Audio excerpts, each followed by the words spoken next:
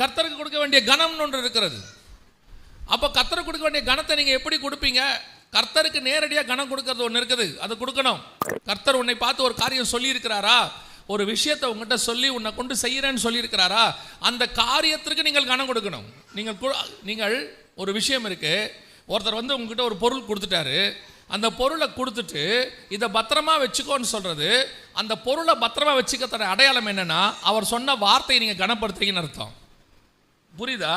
அவர் சொன்ன வார்த்தையை கனப்படுத்துறீங்கன்னு அர்த்தம். அப்படின்னா இந்த பொருளை நான் பார்த்துக்கிறதும் அவர் வார்த்தையை நான் கனப்படுத்துறதும் ஒன்று. இப்போ அவர் சொல்கிறாங்க, நீங்கள் அசட்டை பண்ணிட்டீங்க அல்லது கீழே போட்டீங்க. இப்போ அவர் சொல்லுவார், நான் எத்தனை தடவை சொன்னேன் உங்ககிட்ட, அப்போ என் வார்த்தைக்கு என்ன மரியாதை அப்படின்னு கேட்பாரா இல்லையா? அப்போ இதை கீழே போடுறதும் அவர் வார்த்தைக்கு மரியாதை கொடுக்காததும் ஒன்று.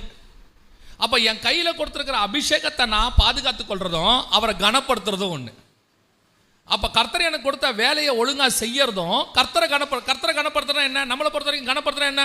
சோதரம் சோதரம் சோதரம் சோதரம், டெய்லி 1/2 மணி நேரம் ஜெபம் பண்ணுறது, 1 மணி நேரம் ஜெபம் பண்ணுறது, உயர்த்துறது, பாட்டு பாடுறது, இதெல்லாம் நம்ம நினச்சிட்டு இருக்கிறோம் கர்த்தரை கனப்படுத்துகிறோம். இது உயர்த்துதல், துதி, ஸ்தோத்திரம். கர்த்தர் செய்த நன்மைகளுக்கு நான் திருப்பி செலுத்துறேன். ஆனால் கனப்படுத்துறதுனா என்ன? இப்போ முதலமைச்சரோ பிரதமரோ இருக்காங்க, அந்த போஸ்டிங்ல வந்து உட்காந்துட்டாங்க, அந்த பதவியை அவங்க கனப்படுத்தணும். அப்படி எப்படின்னா செய்யணும்? அவங்க பேசுறதுலேருந்து அவங்க நடை உடையிலிருந்து எல்லாத்துலேயும் என்ன இருக்கு? ஒரு புரோட்டோகால் இருக்கு. அதை அவங்க சொல்லுவாங்க. ஒரு சிஎம்மா இருந்துக்கிட்டு, ஒரு பிஎம்மா இருந்துக்கிட்டு, ஒரு ஜனாதிபதியாக இருந்துக்கிட்டு, ஒரு அமெரிக்க ஜனாதிபதியாக இருந்துக்கிட்டு இப்படி பேசலாமா? அவங்க பேசுறது அவங்க கேட்கறது எதை வச்சு கேட்குறாங்க? உன் போஸ்டிங்க்கு இது தகுதியா? நீ செய்கிற வேலைக்கு இது தகுதியா? அதே கேள்வி தான் ஆண்டவர் கேட்குறாரு.